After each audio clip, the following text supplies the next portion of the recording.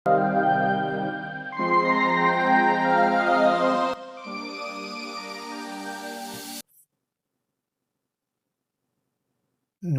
વિદ્યાર્થી મિત્રો, હું ફરી એકવાર આપનું આપણી યુટ્યુબ ચેનલમાં હાર્દિક સ્વાગત કરું છું. આજે આપણે ધોરણ 9માં આગળ છે વધીશું.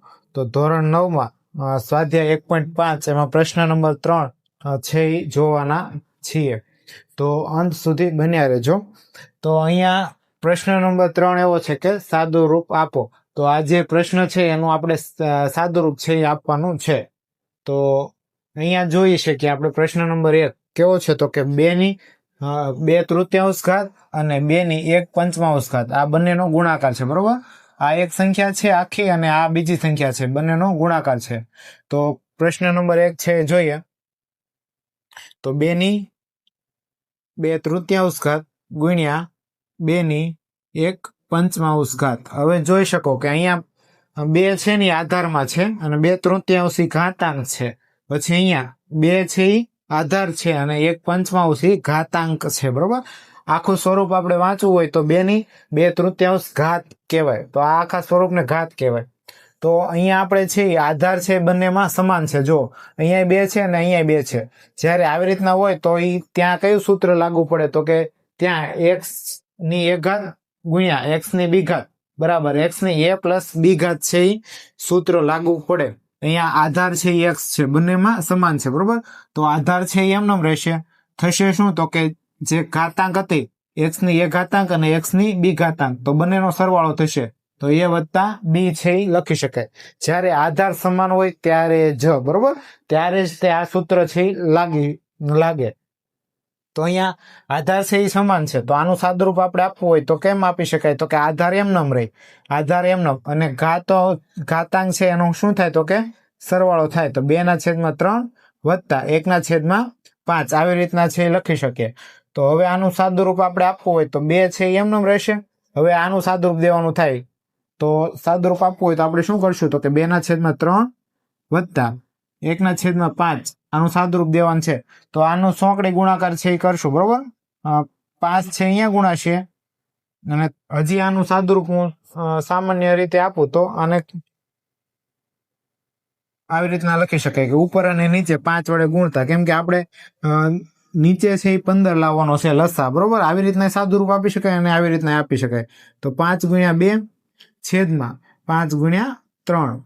હવે અહીંયા છે હું 3 વડે ગુણું અને 3 વડે ભાંગું, તો વત્તા એમનો 1 × 3 છેદમાં 5 × 3. હવે જો આનું સાદુરૂપ આપણે આપવું હોય તો 5 × 2 કેટલા થાય, તો કે 10 થાય. 1 × 3 એટલે પેલા અહીંયા લખી નાખું, 5 × 3 એટલે 15 વત્તા 1 × 3 એટલે 3 છેદમાં 5 × 3 એટલે 15. હવે આનું સાદુરૂપ દેવું હોય તો અહીંયા પ્લસ છે ને છેદમાં 15 બંનેમાં સમાન છે. બરોબર, આના છેદમાં 15 છે ને આ બીજી સંખ્યાના છેદમાં પણ 15 છે, એટલે આપણે 15 છે એકવાર લખશું, એટલે કે છેદમાં લખશું. તો લસા છે 15 તરીકે આવે. તો ઉપર કેટલા આવી થાય, તો કે 10 + 3. તો 10 + 3 કેટલા થાય, તો કે 13 થાય, છેદમાં 15/15. તો 13/15 આનો જવાબ છે શું મળે, તો કે 13/15 મળે. હવે આવી રીતના જો બીજી રીતના શીખવાડું તો 2 × 5 સોંકડી ગુણાકાર. બરોબર, 3 × 1 એટલે 1 × 3 આનો ગુણાકાર છે એક સાથે કર્યો, છેદમાં આ બંનેનો ગુણાકાર, તો 5 તેરી 15. હવે આનું સાદુરૂપ આપીએ તો 2 × 5 એટલે 10 વત્તા 1 × 3 એટલે 3 છેદમાં 15/15. તો 10 + 3 એટલે 13 છેદમાં કેટલા, તો કે 15. તો 13/15 બંનેમાં સમાન આવ્યો છે. તો આ તમે કોઈ પણ રીતે સાદુરૂપ આપી શકો. તો 13/15 છે જવાબ આવે. તો 2/13/15 ઘાત. બરોબર, તો આ છે જવાબ મળ્યો 13/15. બરોબર, આ છે જવાબ કોનો, તો કે 2 × 2/2 ઘાત ગુણ્યા 2/1/5 ઘાત નો જવાબ 2/13/15 ઘાત જવાબ છે આવે. ત્યાર પછી આપણે બીજો પ્રશ્ન છે જોઈએ. તો શું છે બીજો પ્રશ્ન, તો કે 1/3 ઘાત અને આખા કૌંસની 7 ઘાત છે. આપણે જોઈએ તો એનું સાદુરૂપ આપણે આપવું હોય તો કઈ રીતના આપશું. પ્રશ્ન નંબર 2, 1/3 અને આખા કૌંસની 7 હવે આ 3/3 છે એને આપણે ઉપર લખવું હોય એટલે કે આ જે 1ના છેદમાં છે તો ક્યાં ઉપર લખવું હોય તો અંશમાં લખવું હોય તો કેમ લખાય તો કે 3 એની -3 લખાય. આનું સાદું રૂપ આપણે આપીએ તો 1ના છેદમાં 3/3 છે એ લખી શકાય. બરોબર, આટલું સમજાવવાનું છે કે જો કોઈ પણ સંખ્યા છે એની ઘાત નીચે આપેલી હોય, બરોબર, ઘાત સ્વરૂપે લખેલું હોય. જો ઘાત સ્વરૂપે લખેલું હોય તો એને આપણે ઉપર લખવું હોય તો જે ઘાત હોય એ માઇનસ આવે. બરોબર, તો એવી રીતના સાદું રૂપ આપ્યું છે. અને 7 છે એ આખા કૌંસની એમનેમ. હવે આપણને ખબર છે કે x ની m ઘાત અને આખા કૌંસની n ઘાત હોય તો બંનેનો ગુણાકાર છે એ કરી શકે. બરોબર, તો અહીંયા બેનો ગુણાકાર થશે તો 3 - 3 × 7 આવી રીતના લખી શકાય. તો 3 - 3 × 7 કરીએ તો 7 તરી કેટલા થશે તો કે 21 થશે. તો 3 એમના એમ ને એની 21 ઘાત. તો આપણને 3 - 21 ઘાત છે એ આનો જવાબ મળે. બરોબર, તો પ્રશ્ન નંબર આપણે 2 અહીંયા જોયો. હવે ત્યારબાદ આપણે પ્રશ્ન નંબર 3 જોઈએ. પ્રશ્ન નંબર 3 કેવો છે તો કે 11 એની 1/2 ઘાત છે અને છેદમાં 11 એની 1/4 ઘાત છે. તો 1/2 ઘાત અને 1/4 ઘાત. પરંતુ અહીંયા આધાર જુઓ, આધાર છે એ કેવો છે તો કે સમાન છે. જ્યારે આધાર સમાન હોય અને બંને ભાગાકારમાં હોય તો શું થાય તો કે જો અહીંયા x છે એ આધારમાં છે અને a છે એ ઘાતાંક છે.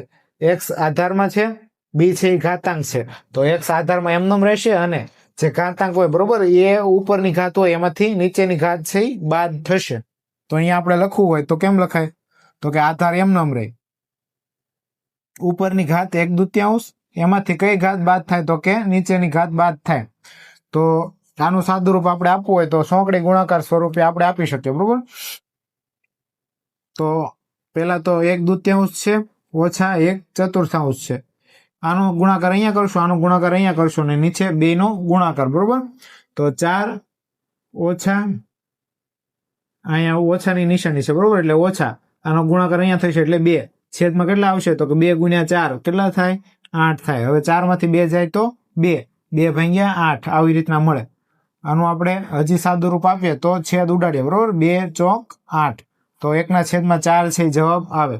તો 11 એની 1/2 ઓછા 1/4 ઘાત છે એનો જવાબ શું મળે તો કે 11 એની 1/4 ઘાત છે જવાબ મળે. તો આપણે આનું સાદું રૂપ આપ્યું તો જવાબ શું મળ્યો તો કે 11 ને 1/4 ઘાત છે મળે. ત્યારબાદ આપણે પ્રશ્ન નંબર 4 જોઈએ. જો મિત્રો તમને પ્રશ્ન છે પ્રશ્નનો ઉકેલ ન સમજાય તો કોમેન્ટ કરી અને જણાવી શકો છો. હું આવનારા વિડીયોમાં ફરી એ પુનઃ સમજાવવાનો પ્રયત્ન કરીશ. તો પ્રશ્ન નંબર અહીંયા 4 જોઈએ. તો 7ની 1/2 ઘાત છે અને ગુણાકારમાં 8ની 1/2 ઘાત છે.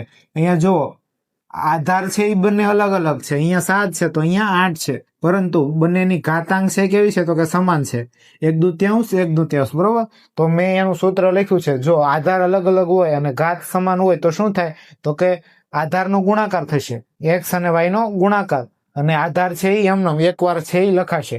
તો આપણે લખીએ આધારનો ગુણાકાર એટલે 7 × 8 અને ઘાત છે એ એકવાર. તો જે સમાન હતી એ ઘાત મેં લખી. બરોબર, હવે 7 × 8 કરીએ એટલે 7 × 8 = 56 થાય અને એની કેટલી ઘાત તો કે 1/2 ઘાત. કાઉન્સ આપણે ન લખીએ તો ચાલે. બરોબર, 56ની 1/2 ઘાત લખી શકાય. તો 7ની 1/2 ઘાત ગુણ્યા 8ની 1/2 ઘાત હોય તો એનો જવાબ 56ની 1/2 ઘાત છે આવે. તો આ જવાબ થશે. તો મિત્રો આ પ્રશ્ન છે એનો ઉકેલ તમને સમજાણા હશે એવી આશા રાખું છું. આપણે પ્રશ્ન નંબર 3 છે અહીંયા સુધી રાખીએ. બરોબર, પ્રશ્ન 3 અને અહીંયા આપણો સ્વાધ્યાય 1.5 પૂરું થાય. આમ જોઈએ તો અહીંયા આપણે ચેપ્ટર 1 છે એ કમ્પ્લીટ કર્યું. પરંતુ જો હજુ તમને કોઈ પણ પ્રશ્નમાં ડાઉટ હોય તો તમે કોમેન્ટ કરી અને જણાવજો. તો હું એનો બને એટલો પ્રયત્ન કરીશ કે ઝડપથી ઉકેલ છે એ તમને આપી શકું. તો મળીએ આપણે નવા પ્રકરણ સાથે અને નવા વિડીયોમાં મળીએ. તો અહીંયા સુધી છે રાખીએ. અસ્તુ. જય હિન્દ, જય ભારત.